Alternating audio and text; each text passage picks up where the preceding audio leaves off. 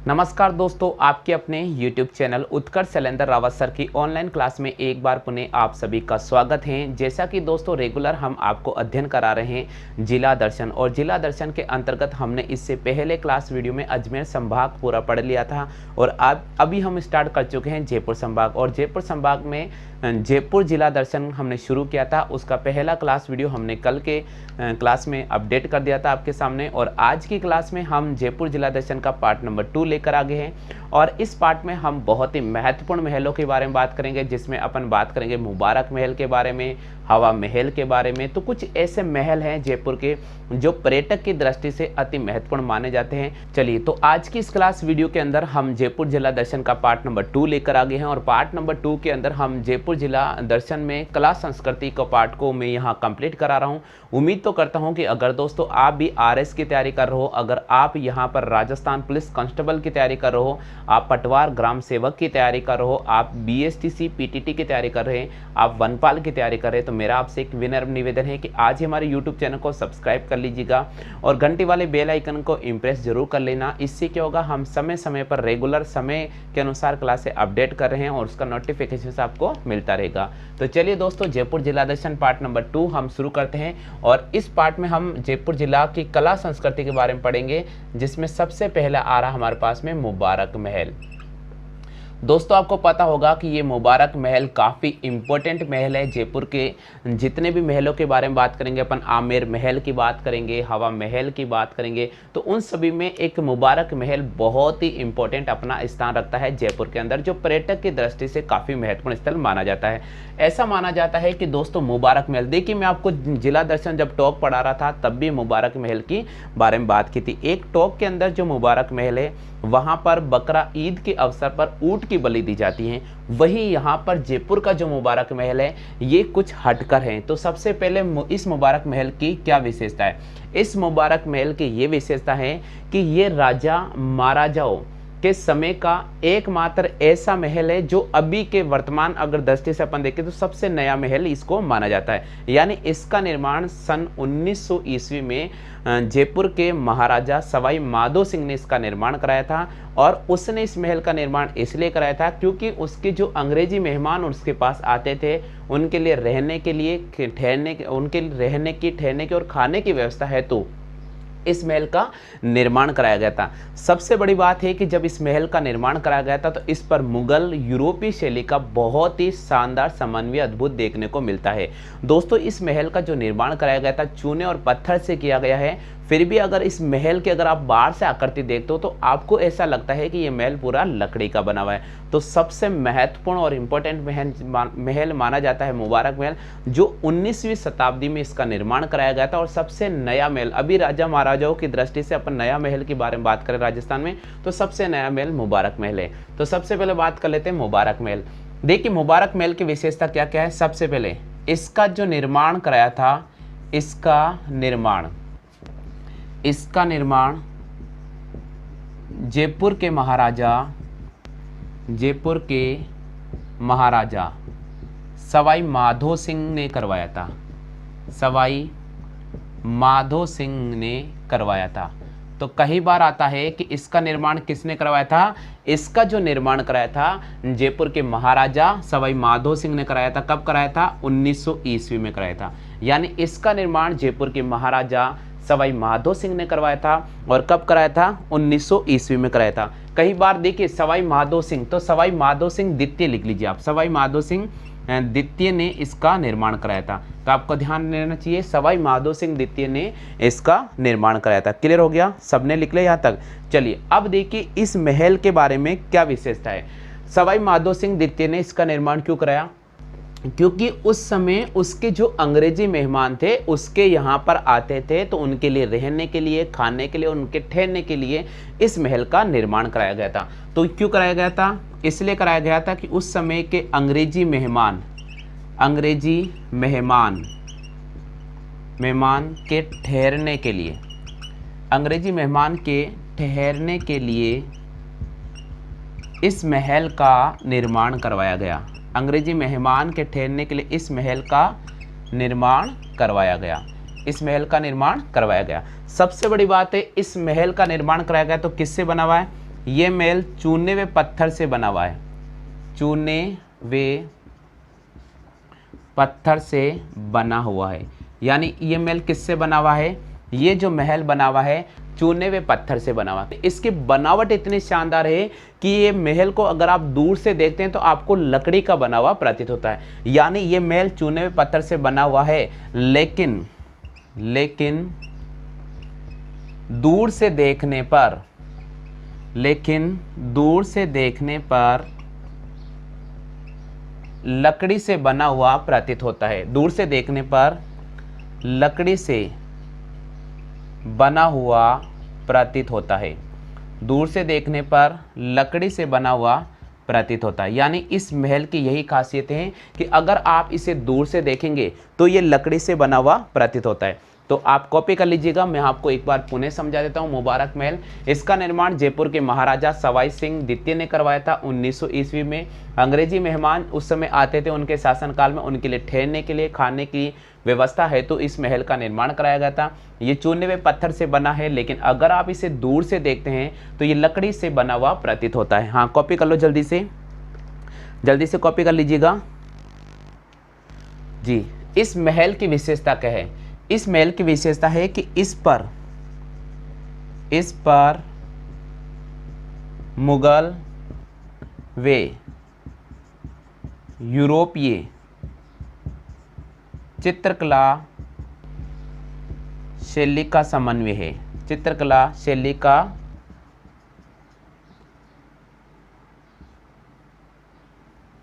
समन्वय है।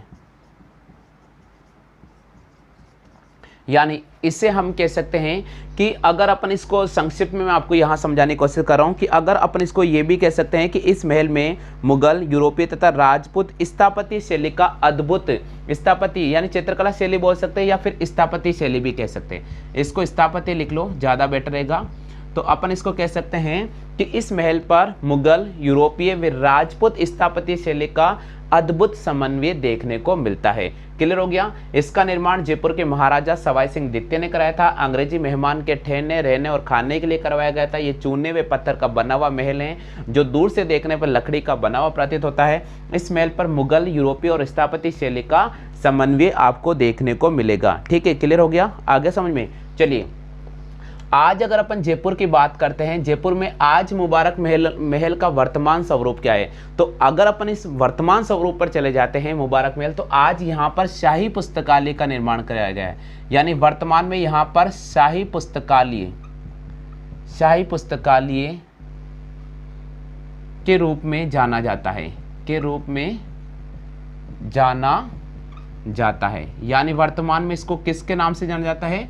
वर्तमान में इसको शाही पुस्तकालय के रूप में जाना जाता है। यानी अगर प्रश्न आता है कि राजस्थान के जयपुर जिले में शाही पुस्तकालय कौन से महल में स्थित है, तो हमें राइट करना होगा मुबारक महल में। क्लियर हो गया? कॉपी कर लीजिएगा, बहुत इंपॉर्टेंट है। ये जयपुर के राजप्रासादों की इमारतों में सबसे नया महल माना जाता है। इसका निर्माण सवाई माधो सिंह द्वितीय ने 1900 ईस्वी में अपने अंग्रेजी मेहमान के स्वागत ठहरने के लिए करवाया गया था। ये महल चूने और पत्थर से बना हुआ है, किंतु इसका बाहरी प्रारूप ऐसा दिखाई देता है जैसे कि लकड़ी का बना हुआ है।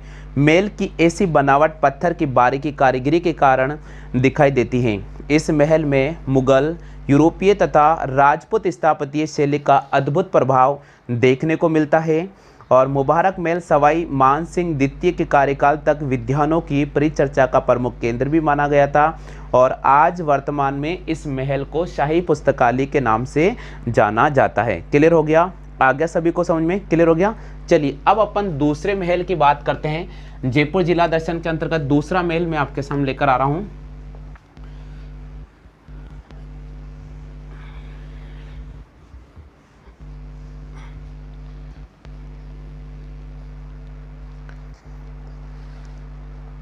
देखिए, अब जयपुर के अंदर जिला दर्शन के अंतर्गत हम दूसरा महल पढ़ेंगे, वो है चंद्र महल पैलेस या सिटी पैलेस। देखिए, बहुत इंपॉर्टेंट है, बहुत। या सिटी पैलेस या इसको राजमहल के नाम से भी जाना जाता है, या राजमहल। इसके बारे में अपन यहाँ परिचर्चा करेंगे। तो सबसे पहले आप पॉइंट कर लीजिएगा। दूसरा पॉइंट मैं आपके सामने लेकर आ गया हूँ, बहुत इंपॉर्टेंट है, जयपुर जिला दर्शन, जिसमें हम पढ़ने जा रहे हैं चंद्र महल पैलेस या सिटी पैलेस या राजमहल। इस महल का निर्माण सवाई जय सिंह की आज्ञा से जयपुर के वास्तुकार विद्याधर चक्रवर्ती ने करवाया था। तो सबसे पहले इस महल का निर्माण के बारे में चर्चा करते हैं। तो ऐसा माना जाता है कि इस महल का जो निर्माण है सवाई जय सिंह की आज्ञा से जयपुर के प्रमुख वास्तुकार थे विद्याधर चक्रवर्ती ने करवाया था। ठीक है, तो पहला पॉइंट आपको याद रखना बहुत ज़रूरी है, तो लिख लीजिएगा आप। सबसे पहले अपन बात करते हैं इसके महल के निर्माण के बारे में। तो दोस्तों मैं आपको बता देता हूं कि इस महल का जो निर्माण कराया था वो जयपुर के महाराजा सवाई जय सिंह की आज्ञा से, सवाई जय सिंह की आज्ञा से जयपुर के वास्तुकार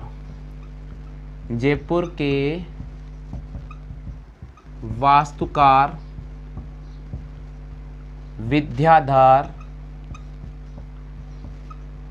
चक्रवर्ती ने करवाया। यानी पहला प्रश्न यही से बनता है कि चंद्र महल पैलेस का निर्माण किसने करवाया था। तो इसका जो निर्माण करवाया था वो सवाई जय सिंह की आज्ञा से जयपुर के वास्तुकार विद्याधर चक्रवर्ती ने कराया था। ये महल 7 मंजिल का बना हुआ महल है। इस महल की सबसे बड़ी विशेषता है कि ये जो महल है ये महल 7 मंजिल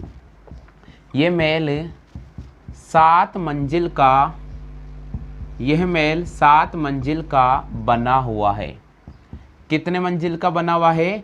7 मंजिल का बना हुआ है। यानी इस महल की सबसे बड़ी विशेषता देखने को ये मिलती है कि ये जो महल है वो 7 मंजिल का बना हुआ है। इसकी अगर सबसे निचले वाली मंजिल की बात करते हैं तो उसको अपन चंद्र महल या भूतल महल के नाम से भी जानते हैं। तो यहां लिख रहा हूं मैं, इसकी सबसे निचली वाली मंजिल, इसके सबसे निचली वाली मंजिल को चंद्र महल या भूतल महल के नाम से जाना जाता है। चंद्र महल या भूतल महल के नाम से जाना जाता है। बहुत महत्वपूर्ण है। देखिए जो मैं आपके सामने ये लैंग्वेज लिख रहा हूँ, जो मैं बार बार आपको समझाने की कोशिश कर रहा हूँ, मैं उम्मीद तो करता हूँ कि आप इसके नोट्स बना सकते हैं क्योंकि आपको पर्टिकुलर उतना समय मिल रहा है। तो हम बात कर रहे हैं यहाँ पर चंद्र महल, जिसको राजमहल के नाम से जाना जाता है, जिसको सिटी पैलेस के नाम से भी जाना जाता है। ऐसा माना जाता है कि इसका जो निर्माण करवाया था सवाई जय सिंह की आज्ञा से जयपुर के वास्तुकार विद्याधर चक्रवर्ती ने करवाया था। इस महल को 7 मंजिलों का बना हुआ है। यानी अगर आपसे पूछ ले कि चंद्र महल कितने मंजिल का बना हुआ है तो आपको राइट करना पड़ेगा कि यह महल 7 मंजिल का बना हुआ है। कितने मंजिल का बना हुआ है? 7 मंजिल का बना हुआ है। दूसरी अगर इसकी बात करते हैं कि इसकी सबसे निचली वाली महल को किस नाम से जाना जाता है, तो इसके सबसे निचली वाली मंजिल को इसकी सबसे निचली वाली मंजिल को चंद्र महल या भूतल महल के नाम से भी जाना जाता है।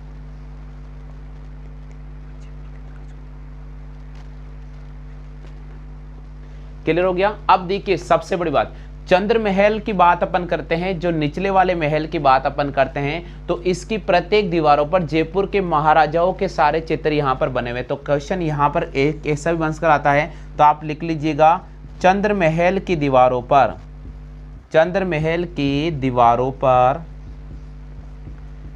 पर जयपुर के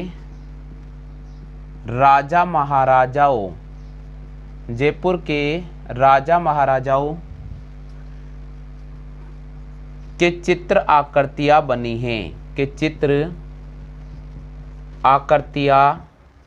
आकृति बनी है। तो आप यहां तक पहले कॉपी कर लीजिएगा, बहुत इंपॉर्टेंट है, जल्दी से कॉपी कर लीजिएगा, काफी इंपॉर्टेंट यहां पर है।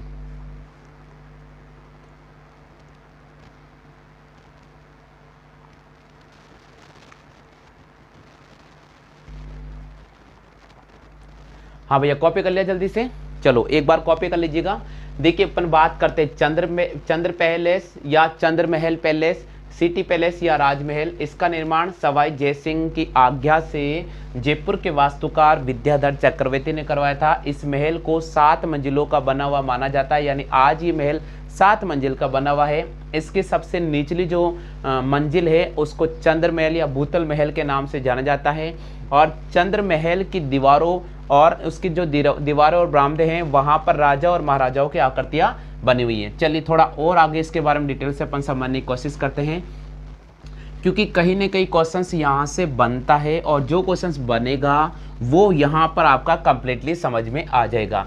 चलिए अगर अपन बात करते हैं इसकी दूसरी मंजिल, अगर अपन बात करते हैं चंद्र महल की दूसरी मंजिल, तो चंद्र महल की दूसरी मंजिल, तो चंद्र महल की दूसरी मंजिल की अगर अपन बात करते हैं,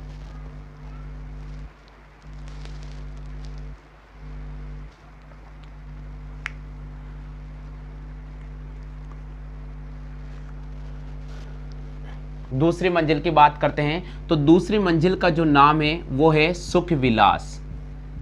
क्या नाम है? सुख विलास, या वर्तमान में इसको सुख निवास के नाम से भी जाना जाता है। किसके नाम से जाना जाता है? सुख निवास। यानी इसकी जो दूसरी मंजिल है उसको सुख विलास या सुख निवास के नाम से जाना जाता है। अब सुख विलास और सुख निवासी नाम क्यों दिया गया था? सुख विलास या सुख निवासी नाम क्यों दिया गया था? इसका कारण क्या है? इसका कारण क्या है यहां मैं नोट करके लिख रहा हूं, आप लिख लीजिएगा। सवाई जय सिंह की धर्मपत्नी सुख कंवर के नाम पर, सुख कुंवर के नाम पर, सुख कुंवर के नाम पर इस मंजिल का नाम सुख निवास रखा गया। इस मंजिल का नाम सुख निवास रखा गया।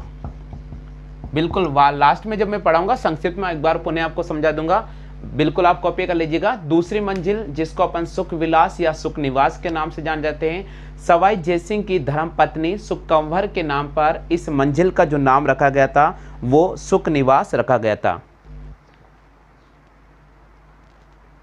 जी क्लियर हो गया। चलिए अगर अपन बात करते हैं यहाँ पर तीसरी मंजिल की, तो इसकी जो तीसरी मंजिल है उसके बारे में अपन बात करते हैं। तो तीसरी जो मंजिल है उसका नाम रंग मंदिर है। तीसरी मंजिल का नाम क्या है? तीसरी मंजिल का नाम रंग मंदिर है। यानी पहली मंजिल का नाम की अगर अपन बात करते हैं तो चंद्र महल, दूसरी मंजिल की बात करते हैं तो सुख विलास या सुख निवास, तीसरी मंजिल की बात करते हैं तो यहाँ पर आता है हमारे सामने रंग मंदिर। चौथी मंजिल की बात करते हैं तो चौथी मंजिल का नाम है शोभा निवास। चौथी मंजिल का नाम क्या रखा गया है?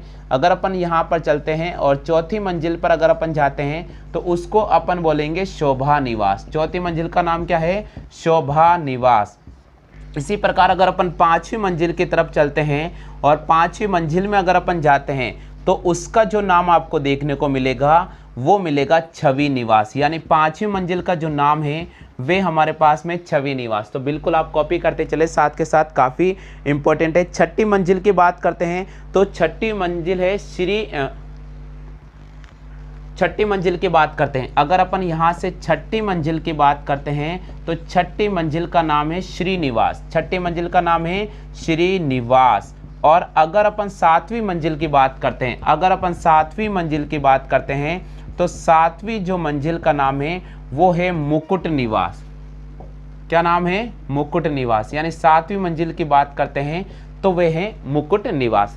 तो यहाँ पर जो अपन बात करते हैं चंद्र महल पैलेस या सिटी पैलेस या राजमहल, इसके बारे में मैं यहाँ पर आपको डिटेल से समझाने की कोशिश कर रहा हूँ। एक बार पुणे में आपको रिवाइज करा देता हूँ। ऐसा माना जाता है कि जो इस महल का जो निर्माण करवाया गया था सवाई जय सिंह की आज्ञा से यहाँ के प्रमुख जो वास्तुकार थे जयपुर के, विद्याधर चक्रवर्ती ने करवाया था। इस मंजिल को 7 मंजिलों से, यानी इस महल को 7 मंजिलों से बना हुआ माना जाता है। इसकी जो सबसे निचली जो मंजिल है उसका नाम है चंद्र महल। क्या नाम है? चंद्र महल या भूतल महल के नाम से जाना जाता है। और ऐसा भी माना जाता है कि जो भूतल महल है उसके सारे बरामदों पर और दीवारों पर जयपुर के राजा महाराजाओं के चित्र उकेरे गए हैं। वही अगर अपन बात करते हैं दूसरी मंजिल, तो दूसरी मंजिल को सुख विलास या सुख निवास के नाम से जाना जाता है। और सवाई जय सिंह की धर्म पत्नी सुख कंवर के नाम पर इस दूसरी मंजिल का नाम सुख विलास या सुख निवास रखा गया था। वही अगर अपन बात करते हैं तीसरी मंजिल को, तो तीसरी मंजिल को रंग मंदिर के नाम से जाना जाता है। चौथी मंजिल को शोभा निवास के नाम से जाना जाता है। पांचवी मंजिल को छवि निवास के नाम से जाना जाता है। छठी मंजिल को श्री निवास के नाम से जाना जाता है। और सातवीं जो मंजिल है उसको मुकुट निवास के नाम से जाना जाता है। हाँ भैया, एक बार आप इसकी कॉपी कर लीजिएगा, कॉपी कर लो ताकि इसके बारे में अगला मैं बता देता हूँ। हाँ भैया, कॉपी कर लीजिएगा सभी स्टूडेंट जो इस समय नहीं जुड़ रहे हैं। आपको पर्टिकुलर समय मिलेगा भैया, कोई दिक्कत नहीं ले, पर्टिकुलर समय मिलेगा, सब कुछ आपके सामने क्लियर करा रहा हूँ मैं, ठीक है? कॉपी कर लिया। चलिए अपन आगे बात करते हैं और क्या क्या विशेषता है इस चंद्र महल, इस राजमहल और इस सिटी पैलेस की, और क्या क्या विशेषता है। बिल्कुल एक बार संक्षिप्त में पढ़ा दूंगा, लेकिन यहाँ थोड़ा समझने की कोशिश करना, क्योंकि यहाँ देखिए आरएस की अगर आप तैयारी करो तो वहाँ लिखना पड़ता है, इसलिए मैं थोड़ा आपको डिटेल से समझाने की कोशिश कर रहा हूँ। देखिए दोस्तों, इस चंद्र महल की और क्या क्या विशेषता है। यहाँ पर चांदी के दो पात्र है। यहाँ पर चांदी के 2 बड़े पात्र हैं। यानी अगर अपन चलते हैं घूमने चंद्र पैलेस, सिटी पैलेस या राजमहल, तो आपको यहाँ पर सबसे बड़ी जो देखने को मिलेंगे, यहाँ पर चांदी के 2 पात्र हैं जो विश्व के सबसे बड़े पात्र माने जाते हैं। यानी इसको आप ऐसे नोट करके ऐसे भी लिख सकते हो कि विश्व के सबसे बड़े 2 चांदी के पात्र, 2 चांदी के पात्र चंद्र महल में स्थित है। चंद्र महल में स्थित है। और ये चंद्र महल कहाँ पर है? जयपुर में है। तो ये कई बार क्वेश्चन आता है, आप लिख लीजिएगा। यहाँ पर चांदी के 2 पात्र हैं, विश्व के सबसे बड़े 2 चांदी के पात्र यहाँ पर स्थित हैं।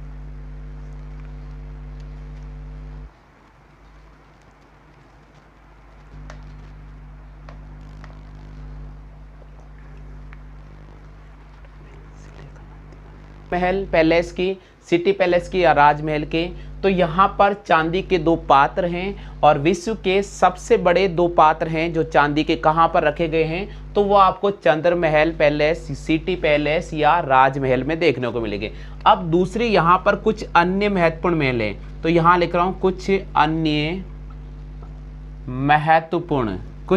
महत्वपूर्ण महल। तो यहाँ पर कुछ अन्य महत्वपूर्ण महल है, उसमें क्या क्या है उसके बारे में बात करते हैं। देखिए उसमें एक आता है मुबारक महल। क्या आता है भैया? मुबारक महल। ऐसा माना जाता है कि इस महल का जो निर्माण कराया गया था मेहमानों के स्वागत के लिए, मेहमानों के लिए रहने के लिए और मेहमानों के लिए खाने की व्यवस्था है, तो इस महल का निर्माण कराया गया था। इसके अलावा यहाँ पर क्या है? इसके अलावा यहाँ पर सिलहे खाना है। क्या है भैया? यहाँ पर सिलहे खाना है। इसके अलावा यहाँ पर क्या है? इसके अलावा यहाँ पर दीवान ए खास है। क्या है? दीवान एक खास महल है। एक महल है जिसका नाम है दीवान एक खास महल है। इसके अलावा यहाँ पर दीवान ए आम महल भी है। कौन सा है? दीवान ए आम महल भी है। और इसके अलावा एक है यहाँ पर पोथी खाना। क्या है यहाँ पर? पोथी खाना है। अब मैं आपको एक चीज और यहाँ पर समझा रहा हूँ, पहले आप इसकी कॉपी कर लीजिएगा। एक क्वेश्चन यहाँ पर आता है, वो क्या आता है? बिल्कुल एक चीज यहाँ पर इंपॉर्टेंट क्वेश्चन आता है, वो आता है दीवान ए आम। बिल्कुल दीवान ए आम क्या है भैया? दीवान ए आम यहाँ के खास राजा महाराजाओं का एक निजी पुस्तकालय है। बिल्कुल दीवान ए आम क्या है? ये एक प्रकार से निजी पुस्तकालय है। क्या है भैया? ये एक प्रकार से निजी पुस्तकालय है। निजी पुस्तकालय हैं। किन का निजी पुस्तकालय था? यहाँ के राजा महाराजाओं का, यहाँ के राजा महाराजाओं का एक निजी पुस्तकालय है जिसका नाम दीवान एक आम या पोथी खाना के नाम से भी जाना जाता है। क्लियर हो गया? और इसी ही अपन चंद्रमहल के नाम से जान जाते हैं और ये राजा महाराजाओं का निवास स्थान के रूप में भी जाना जाता है। हो गया क्लियर? और ये जो महल हैं, इस चंद्रमहल की विशेषता है कि ये जयपुर के राजा महाराजाओं का प्रमुख रूप से राज परिवारों का निवास स्थान भी माना जाता है। तो हमने इस टॉपिक्स में जो पढ़ा है, कंसिडर किया, वो आपके सामने पढ़ाया है मैंने चंद्रमहल। कौन सा महल पढ़ाया है? चंद्रमहल। तो एक बार संक्षिप्त में आपको चंद्रमहल के बारे में बता देता हूं ताकि आपको यहाँ पर बिल्कुल डिटेल से सबको समझ में आ जाएगा। इंपॉर्टेंट है वो है हमारे पास में चंद्रमहल पैलेस, जिसको अपन सिटी पैलेस या राज पैलेस के नाम से भी जानते हैं। बिल्कुल बहुत इंपॉर्टेंट है। अब सुनिएगा, यहाँ से एक क्वेश्चन बहुत इंपॉर्टेंट बनता है और बहुत इंपॉर्टेंट बनता है। सबसे पहले चंद्रमहल का निर्माण किसने करवाया था? अगर आपको इसके निर्माण के बारे में पूछ ले तो इसका जो निर्माण करवाया था वो महाराजा सवाई जयसिंह ने कराया था। यानी महाराणा सवाई जयसिंह ने, महाराजा सवाई जयसिंह ने करवाया था। तो महाराजा सवाई जयसिंह की आज्ञा से किसने किया था? यहाँ के प्रमुख वास्तुकार थे जिसका नाम था विद्याधर चक्रवर्ती। क्या नाम था? विद्याधर चक्रवर्ती। बिल्कुल, विद्याधर चक्रवर्ती ने इस महल का निर्माण कराया था। इस महल की खास विशेषता क्या है? इस महल की खास विशेषता ये है कि ये महल 7 मंजिल का बना हुआ है। कितनी मंजिल का बना हुआ है? 7 मंजिल का बना हुआ है। चलिए, अगर भाई इस महल को अपन ने 7 मंजिल का बना हुआ मान लिया है तो यहाँ पर इस महल की और क्या क्या विशेषता आपको सामने आएगी वो मैं आपको यहाँ पर एक एक करके समझाने की कोशिश करूँगा। ठीक है, जैसे मैंने लिखा 1 2 3 4 5, थोड़ा और इधर बना देते ऊपर। देखिए इधर डायग्राम बना रहा हूँ। 7 मंजिल महल है।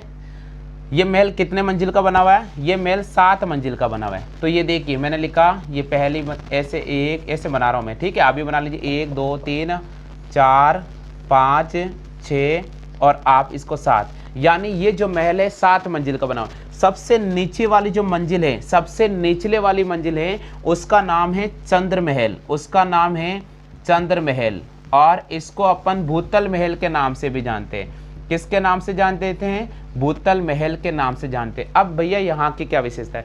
इस निचली वाली मंजिल की विशेषता है कि इसकी दीवारों पर और बरामदों पर राजा महाराजाओं के चित्र को उकेरा गया है। चलिए, दूसरी मंजिल का नाम क्या है? दूसरी जो मंजिल का नाम है वो है अपने पास में सुख निवास। क्या नाम है? सुख निवास। अच्छा, प्रश्न आता है कि इसका नाम सुख निवास ही क्यों रखा गया? तो ऐसा माना जाता है कि यहाँ के जो महाराजा थे सवाई जयसिंह की धर्मपत्नी, उसका नाम था सुख कंवर। बस उसी के नाम पर इस मंजिल का नाम सुख निवास रख दिया गया था। क्लियर हो गया? चलिए, अगर अपन बात करते हैं यहाँ पर तीसरी मंजिल की, यहाँ पर अगर अपन बात करते हैं यहाँ पर तीसरी मंजिल, तो तीसरी मंजिल का नाम आपको देखने को मिलेगा, वो काफ़ी इंपॉर्टेंट है। और तीसरी जो मंजिल है उसका नाम है रंग मंदिर। तीसरी मंजिल का नाम क्या है? तीसरी मंजिल का नाम है रंग मंदिर। क्या नाम है? रंग मंदिर। चौथी मंजिल का नाम क्या है? चौथी मंजिल का नाम है शोभा मंदिर। क्या नाम है? सॉरी, रंग मंजिल, फिर यहाँ पर होगा शोभा मंजिल। और अगर अपन 5वीं मंजिल की बात करते हैं तो यहाँ पर 5वीं मंजिल का नाम है छवि मंजिल। क्या नाम है? छवि मंजिल। अगर अपन 6ठी मंजिल की बात करते हैं, अगर अपन 6ठी मंजिल की बात करते हैं तो उसका नाम है श्री मंजिल। क्या नाम है? श्री मंजिल। और अगर अपन 7वीं मंजिल की बात करते हैं तो उसका जो नाम है वो है अपने पास में मुकुट मंजिल। क्या नाम है? मुकुट मंजिल। ये इसके प्रमुख नाम हैं। दोस्तों, ऐसा माना जाता है कि यहाँ पर जो प्रमुख रूप से महल, अन्य जो महत्वपूर्ण महल है उसमें क्या क्या उनकी बात करते हैं तो उसमें सबसे महत्वपूर्ण आता है मुबारक महल। कौन सा महल आता है? मुबारक महल। चलिए, मुबारक महल का निर्माण क्यों कराया गया था?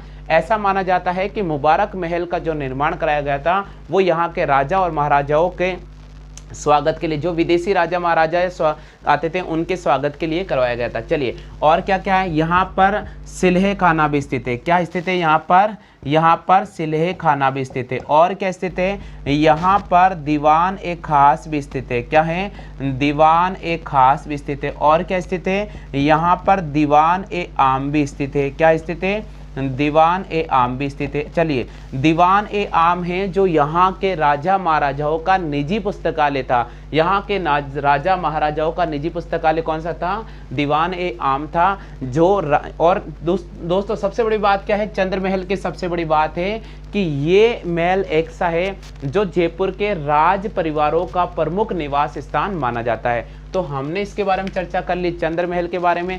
इससे पहले जो हमने पढ़ लिया है मुबारक महल पढ़ लिया है। अब मैं आपको यहाँ पढ़ा रहा हूँ हवा महल के बारे में। तो एक बार आप इसकी कॉपी कर लीजिएगा। अब अपन बात करेंगे हवा महल के बारे में।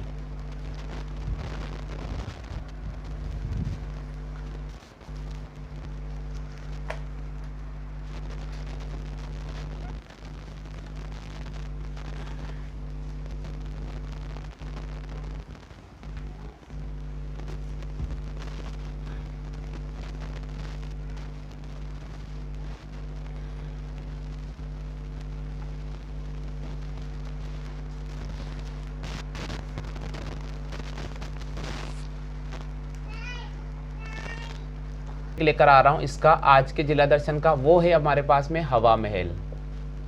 कौन सा महल अपन पढ़ेंगे, हवा महल। चलिए अब यहाँ मैं थोड़ा आपको समझाने की बात कर रहा हूँ हवा महल के बारे में।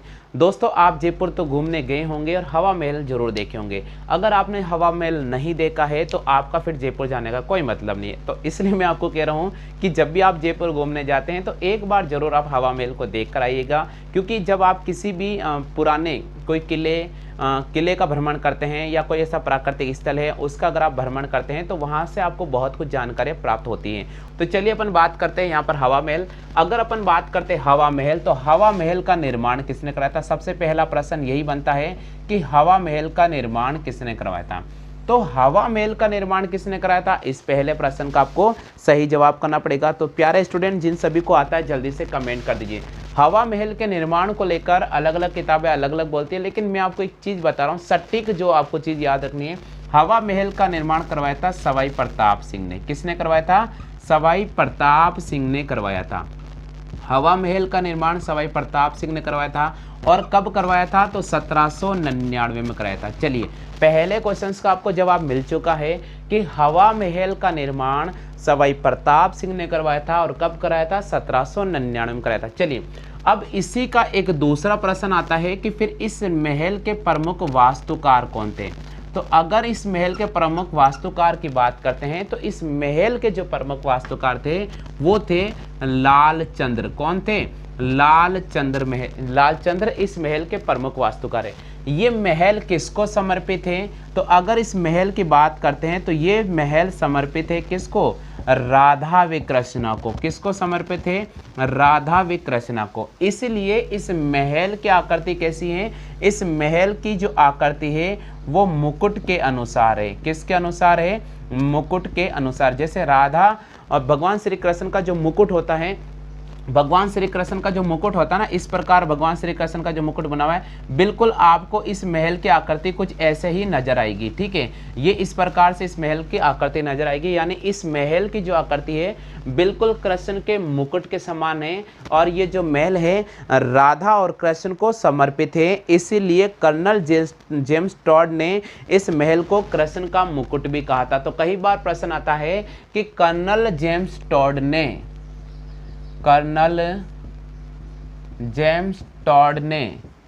कौन से महल को कृष्ण का मुकुट कहा था, कौन से महल को कृष्ण का मुकुट कहा था। तो आपको यहाँ पर राइट करना पड़ेगा हवा महल को। बिल्कुल हवा महल को कर्नल जेम्स टॉड ने कृष्ण का मुकुट कहा था। इसका निर्माण किसने करवाया था, सवाई प्रताप सिंह ने करवाया था। कब करवाया था, 1799 में। इसके प्रमुख वास्तुकार कौन थे, लालचंद्र थे। इसके प्रमुख वास्तुकार कौन थे, इसके जो प्रमुख वास्तुकार थे वो लालचंद्र थे। कौन थे, लालचंद्र। चलिए ये किसको समर्पित है, ये राधा व कृष्णा को समर्पित है। ये मुकुट के अनुसार है।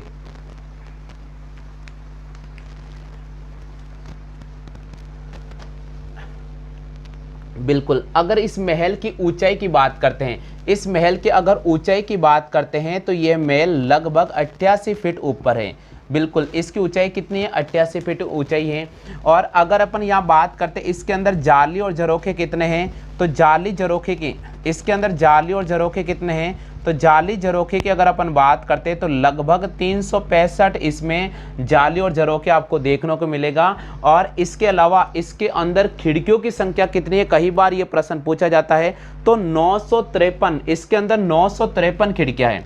खिड़कियां कितनी भैया? 953 हवा महल के अंदर खिड़कियां लगी हुई है। कई बार प्रश्न आता है हवा महल में कितनी खिड़कियां लगी हुई है, तो हवा महल में 953 खिड़कियां लगी हैं।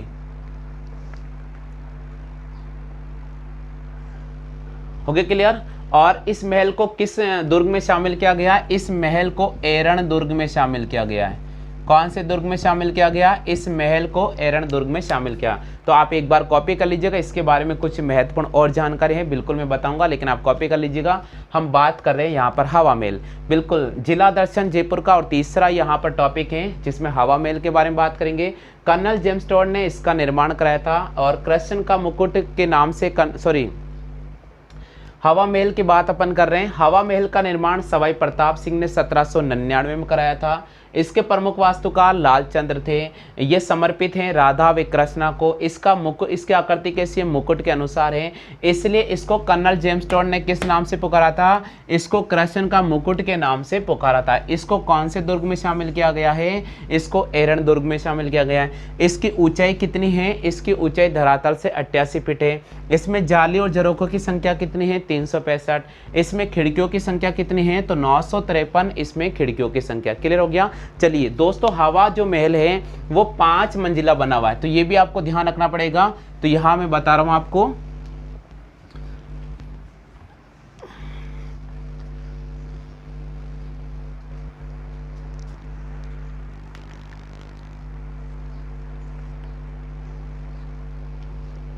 बिल्कुल हवा महल की अगर अपन बात करते हैं तो हवा महल बना हुआ है 5 मंजिलों में। बिल्कुल, थोड़ा मैं इसको डायग्राम समझाने की कोशिश कर रहा हूं आपको।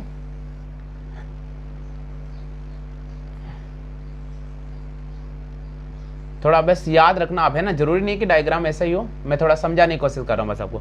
1 2 3 4 और चलो एक यहाँ ले लेते हैं। तो अगर इस प्रकार अगर अपन थोड़ा समझते हैं तो हवा महल है, उसकी 5 मंजिलें। कितनी मंजिलें?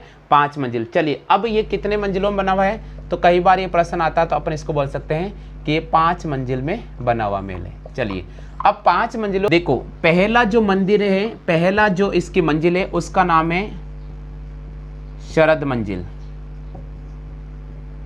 ठीक है। दूसरी मंजिल का जो नाम है वो है रत्न मंजिल। शरद मंजिल, रत्न मंजिल। तीसरी मंजिल का जो नाम है वो है विचित्र मंजिल। तीसरी मंजिल का नाम है वो है विचित्र मंजिल। चलिए, चौथी मंजिल का नाम है वो है प्रकाश मंजिल। और 5वीं मंजिल का जो नाम आता है वे आता है हवा मंजिल। बिल्कुल, तो इस प्रकार ये जो महल है, ये महल है 5 मंजिलों का बना हुआ महल है, जिनके नाम मैंने आपके सामने रख दिए हैं। कई पुस्तकों में शरद मंदिर कहा गया है, रत्न मंदिर के नाम से पुकारा है, विचित्र मंदिर के नाम से पुकारा है, प्रकाश मंदिर के नाम से, या हवा मंदिर भी कह सकते हैं। तो आप चाहे मंजिल बोलो चाहे मंदिर बोलो, कुल मिलाकर इनको जो 5 मंजिल है इनके नाम मैंने आपके सामने लिख दिए हैं। आप चाहे तो इसका डायग्राम ड्रॉ कर लीजिएगा। तो कई बार प्रश्न आता है, तो इस महल का जो निर्माण हुआ है वो बलुआ पत्थर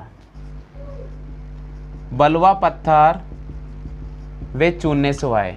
1983 में राज्य सरकार द्वारा 1983 में राज्य सरकार द्वारा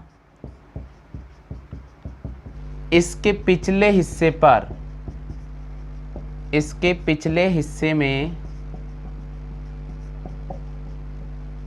इसके पिछले हिस्से में म्यूजियम का संचालन किया जा रहा है। इसके पिछले हिस्से में म्यूजियम का संचालन किया जा रहा है।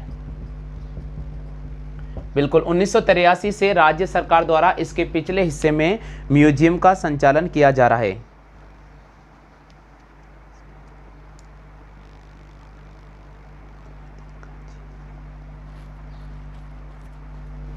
हाँ, तो क्लियर हो गया, आगे समझ में। तो चलिए दोस्तों, आज के जयपुर जिला दर्शन पार्ट नंबर 2 में हमने 3 प्रमुख महलों के बारे में अध्ययन किया है। उम्मीद तो मैं करता हूं कि आपको जो मैंने पढ़ाया है, जो मैंने आपको समझाने की कोशिश की है, आपको सब कुछ समझ में आ गया होगा। कल इसका हम अगला पार्ट अपडेट करेंगे।